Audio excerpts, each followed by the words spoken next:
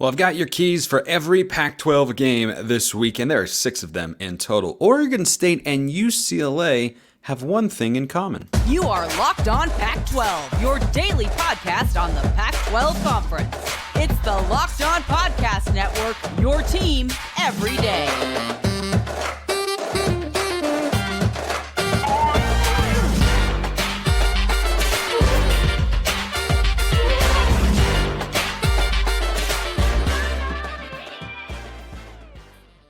Welcome, everybody, to another episode of Locked On Pac-12. I am your host, Spencer McLaughlin. Thank you so much for making this your first listen or your first view of the day. Part of the Locked On Podcast Network, your team every day, and your number one source to stay up to date with our media rights and soon to be mostly team-free, but until then, beloved and loaded Conference of Champions. Like, comment, subscribe, rate, review, please, and thank you wherever you listen to or watch this show, which today is brought to you by LinkedIn Jobs. These days, every new potential hire can feel like a high-stakes wager for your small business. That's why LinkedIn Jobs helps find the right people for your team faster and for free. Post your job for free at linkedin.com/lockedoncollege. Terms and conditions apply. Keys, prime picks, game predictions, got it all coming up on today's show. And then a quick little tidbit about NIL to wrap things up. But the game of the week in the Pac-12, Oregon State and Washington State. We'll start there, and I'll go through the biggest key to victory. There are kind of the key that will decide the game. If it goes one way, favors one team, goes the other way,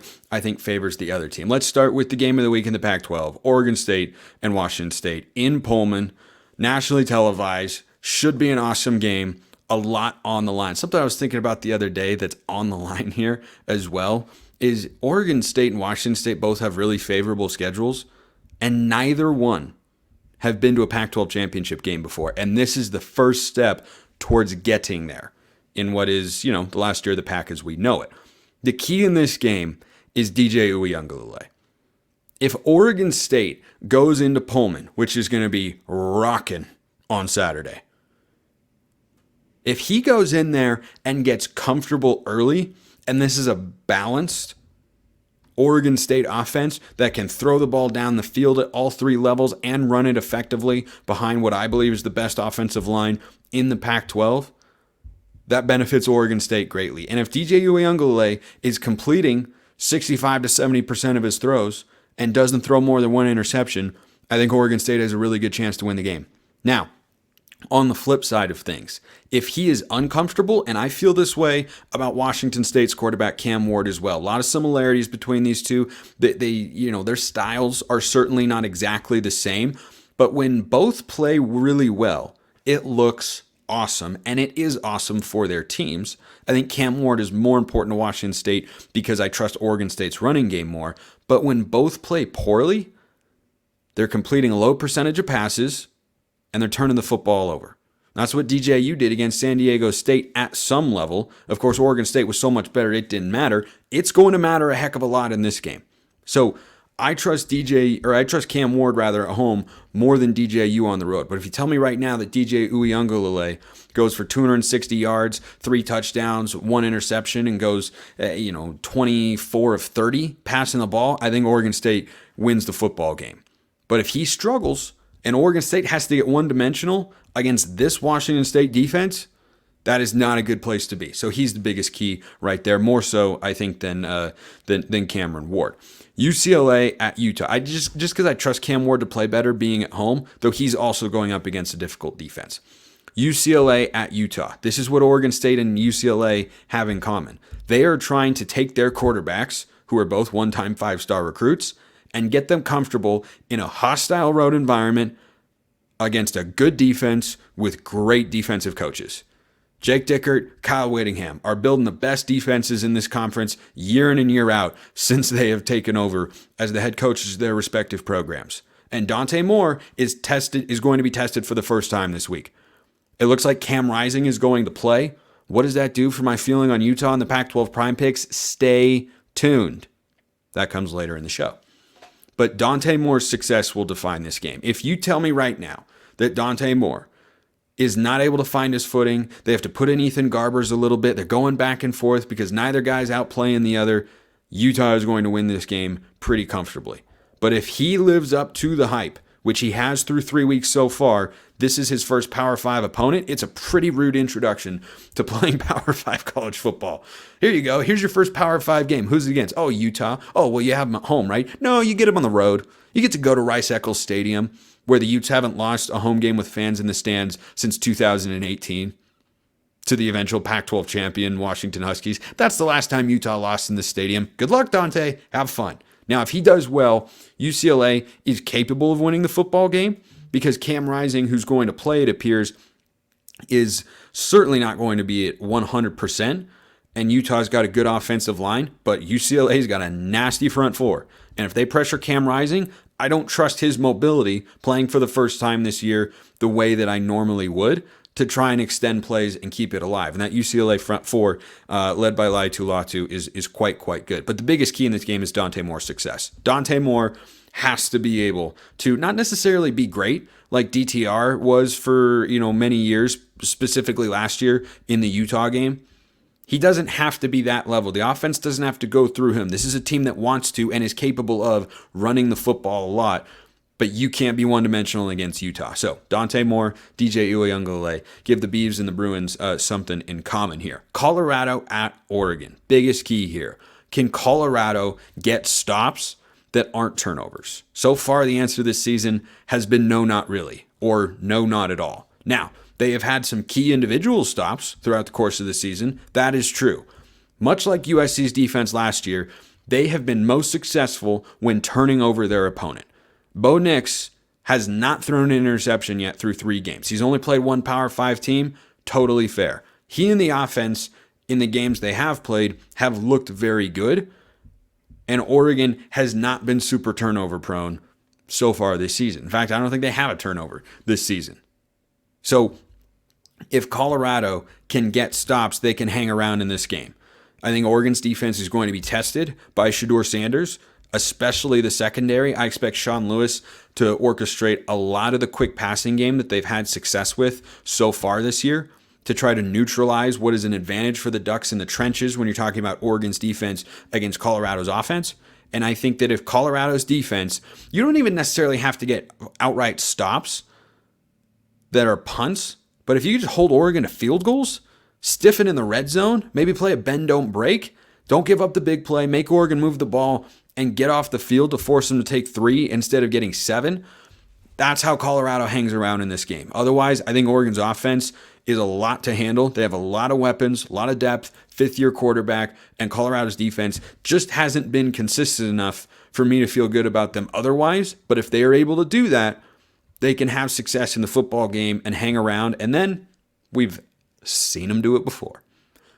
Big underdog, just like they are against Oregon at TCU. They went in and won the football game. No one's sitting here saying it can't happen. I don't think it will, but that's what has to happen if the Buffs are going to win this football game. They have to be able to get stops and not be reliant on turnovers. Or, hey, force 4 turnovers. That'd work as well. I don't think you can go into a game expecting that to happen. How about Arizona at Stanford? This is a game that, look, not a lot of people are going to pay as much attention to nationally because Stanford is involved. Stanford might not win another game this year. Maybe they could. I hope they do. I thought they'd go 2-10 this year, but in my preseason predictions, they were already done with their wins. And it feels like right now they could be done with their wins. They're 12.5-point dogs. That game is going to be in the Pac-12 Prime Picks later today for sure. But the key for me is if Stanford is going to pull an upset here, what do you have to do to slow down Arizona? What happens to Arizona when they aren't playing their best brand of football? They're not using LinkedIn Jobs. No, there's something else that I'm going to get to for sure. But you can be at your best with LinkedIn Jobs because these days every new potential hire can feel like a high-stakes wager for your small business. You want to be 100% certain you have access to the best qualified candidates available. That's why you have to check out LinkedIn Jobs. LinkedIn Jobs helps find the right people for your team faster and for free. Simple tools like screening questions help you focus on candidates with just the right skills and experience so you can quickly prioritize who you'd like to interview and ultimately hire. LinkedIn Jobs helps you find the qualified candidates you want to talk to faster. Post your job for free at linkedin.com/lockedoncollege. LinkedIn Jobs rated #1 in delivering quality hires versus leading competitors by small businesses. LinkedIn.com/lockedoncollege to post your job for free. Terms and conditions apply. So I was at the grocery store earlier today because I had to load things up in my refrigerator because I was, mostly out of food, in the pantry as well. But I had to get a bunch of things. You ever do that and then just forget something?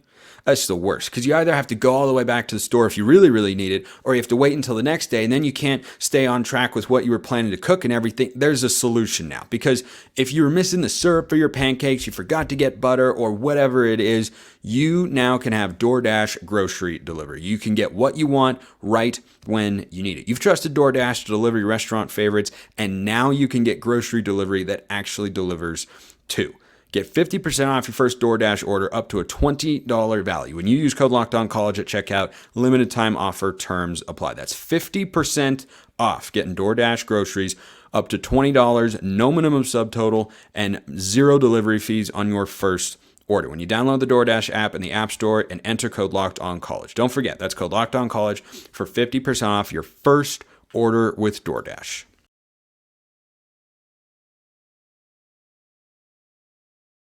All right, so what does Arizona do when they're not playing well? Well, they don't take second segment sips, obviously. They don't use LinkedIn Jobs, obviously. But mostly, they turn the football over. And that's what it'll come down to for Stanford. And I'll tell you right now, I like Arizona in this game. I've always liked Arizona in this game. I think Arizona is a pretty good football team. I think their defense is much improved. Justin Flo, the Oregon transfer, has been racking up the tackles. Their defense looks better. The offense is productive. It just has to avoid the turnovers from Jayden de Laura. That is, week in and week out, their most important key. But if Stanford doesn't force turnovers, Arizona's going to move the football. You know why? Everyone's moving the football on Stanford. They're just, this is a rebuilding year. It's a, no expectation. Forget about it. It's a wash, everything like that. If Stanford can't force turnovers, they won't stop Arizona. They don't have the defensive talent to match up with T-Mac and Jacob Cowing and everybody, and Jayden de Laura at the helm, Wiley at running back. I don't see that.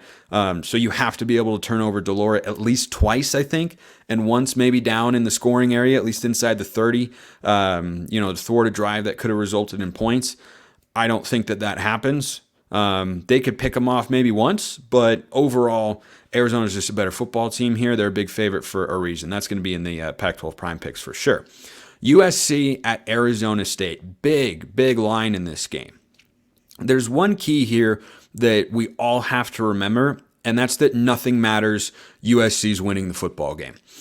Cal at Washington. I am sorry, Sun Devil fans, but much like Stanford, those are your bottom two teams in the Pac-12 this year.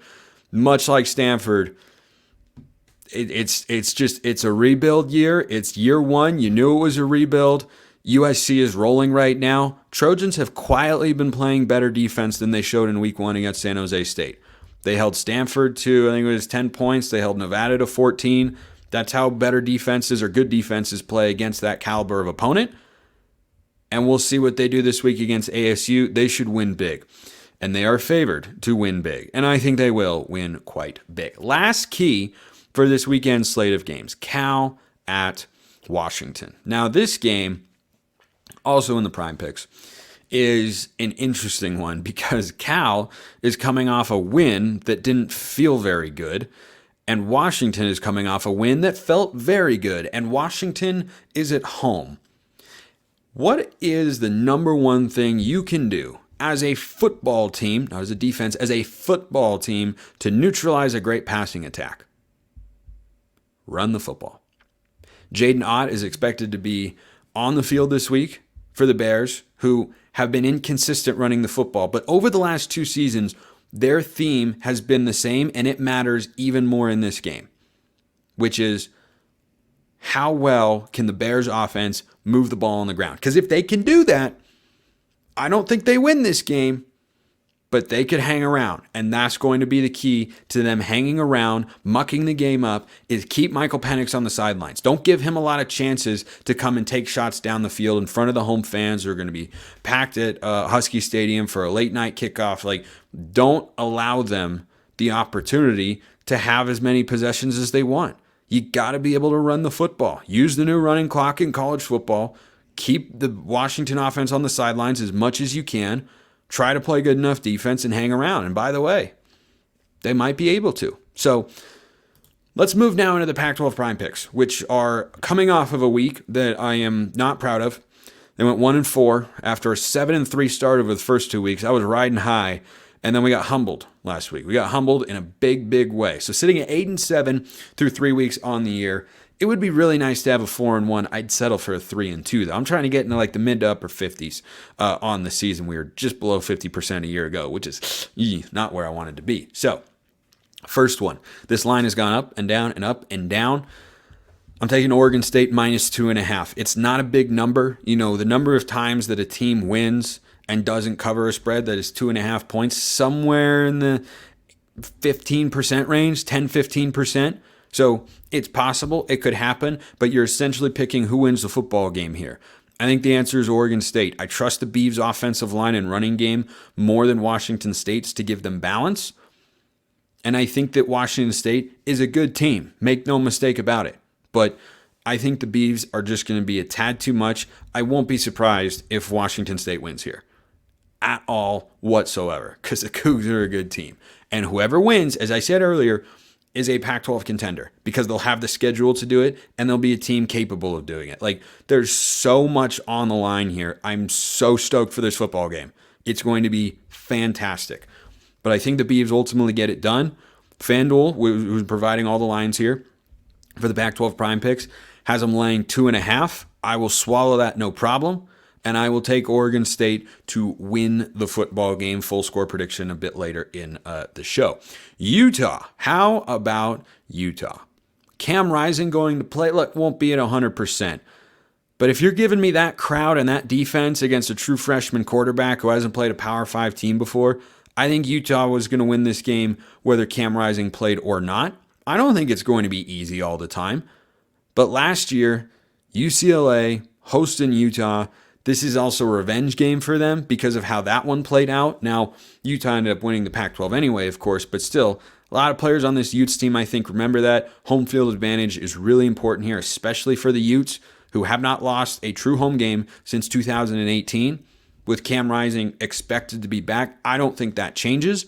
I think this is a game where we see Utah's defense really, really reign supreme. The line is moved out to Utah -6. I will swallow that. I think Utah will ultimately get it done. Arizona -12.5. How about Arizona -12.5? I'm locking that one into the Pac-12 Prime Picks here. Look, Arizona is a good football team.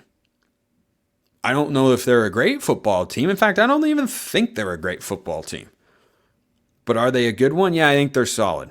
And Stanford off a win against Sacramento State, you could say they're in wounded animal mode. You could say they're in the mindset of, well, we got to win this football game. We got to win this. We got to win this football game because, or you know, we got to show that our season isn't going to be a wash or everything. I don't think it can matter for Stanford. I'm sorry, and I feel the same way about ASU.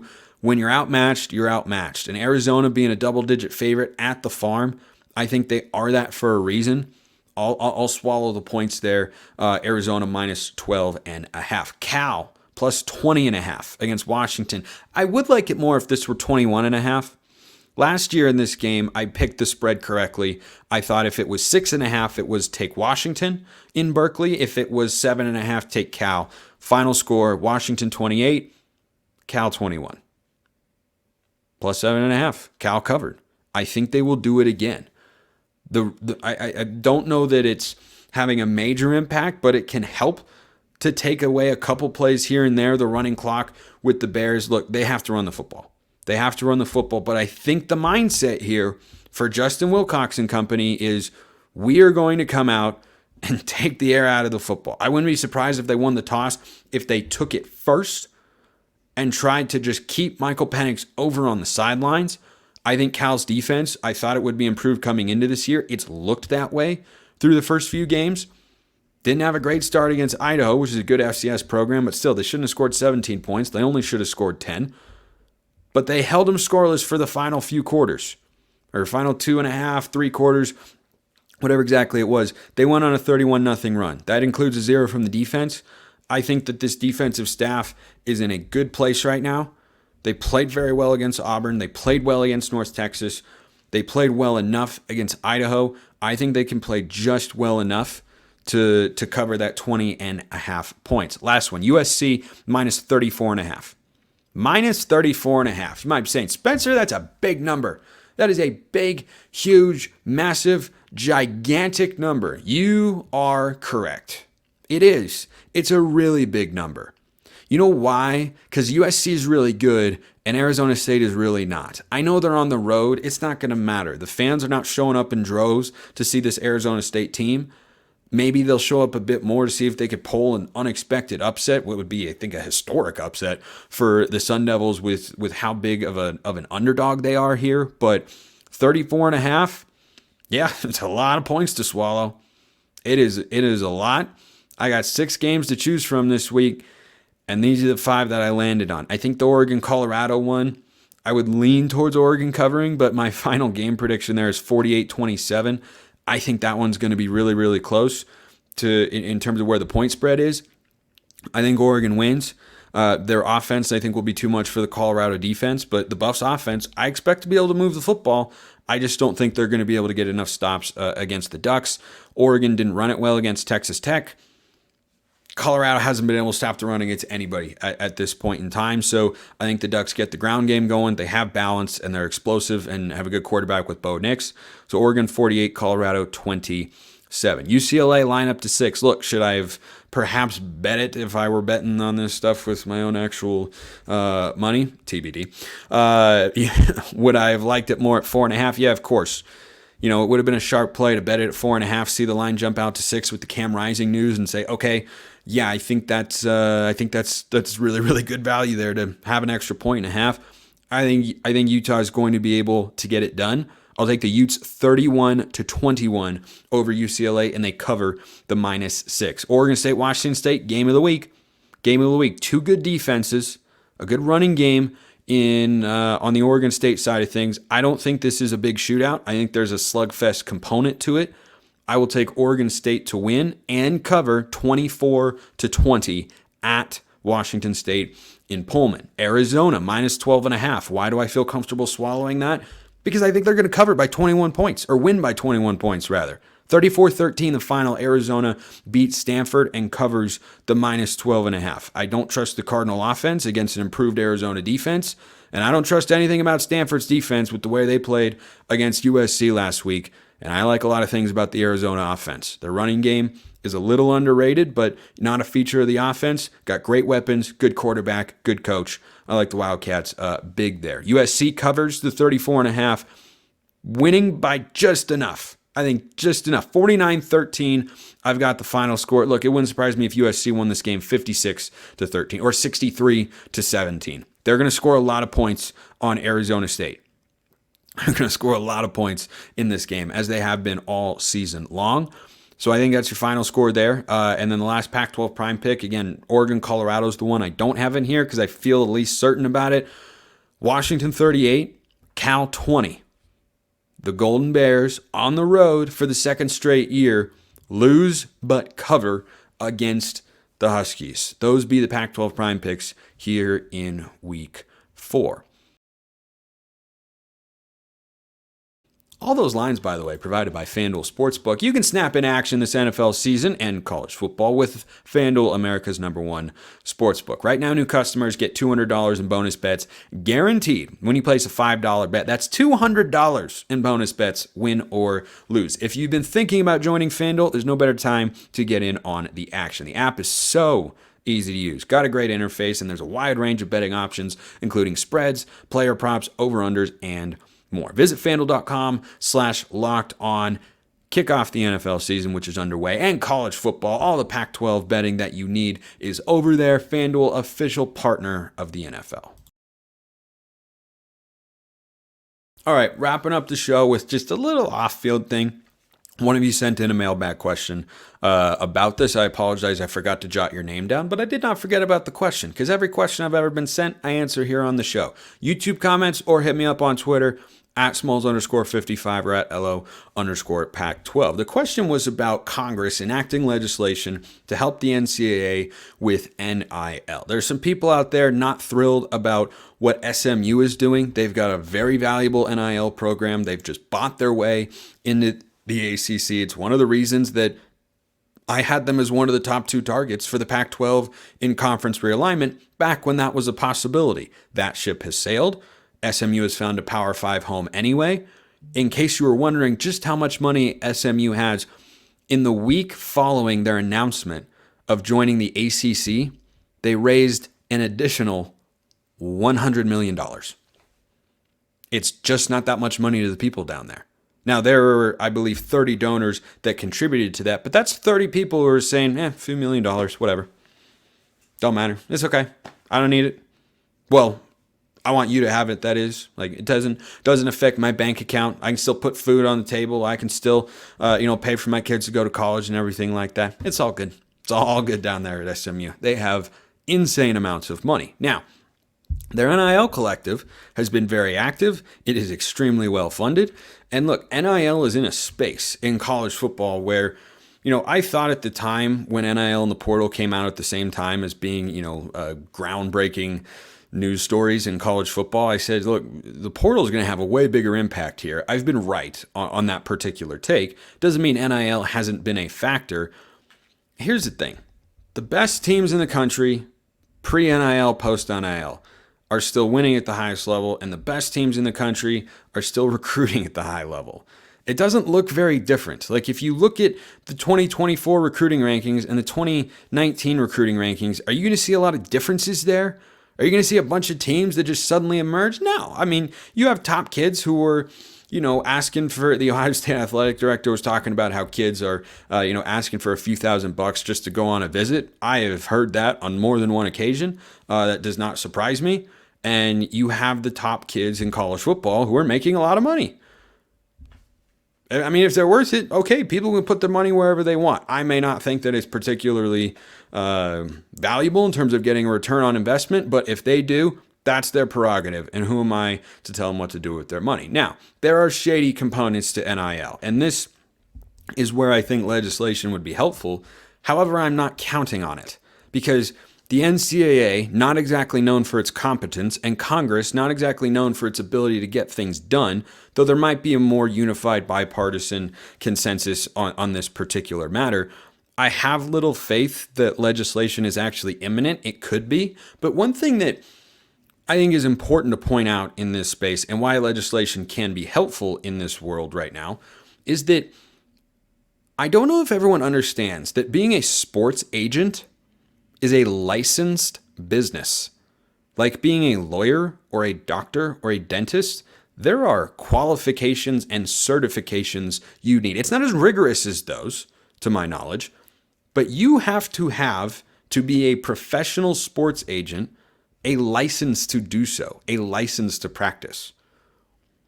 What you have in this world of NIL, in which it is unregulated and it is everybody go and do whatever you want, and like the NCAA said, yeah, players can do this, and they didn't put up any guidelines or restrictions or anything like that. Where I would like to see some intervention is you have kids who are being exploited by bad actors behind the scenes. This is all over the place. If you talk to anybody who knows what goes on in recruiting or NIL, the portal or whatever, kids have people in their ears who make them think they're acting in their own best interests when they're actually just self-interested individuals. And there's no regulation on anything like that. Like it's all above ground legal, but still kind of under the table, back alley feel to it. It's not great. It's not ruining college football. It's still an area that can be cleaned up, that can be more efficiently and effectively done. And legislation, I need to see what it is before I say whether or not I put my stamp of approval on it. But in theory, there are areas of this that are wildly unregulated that are leading to bad actors getting involved. And I'd support, helping kids to, give a greater structure to the way this all works, I think that could be good. Appreciate everyone listening. I will see you next time. Enjoy the football this weekend. I certainly will. And until next time, have a wonderful rest of your day.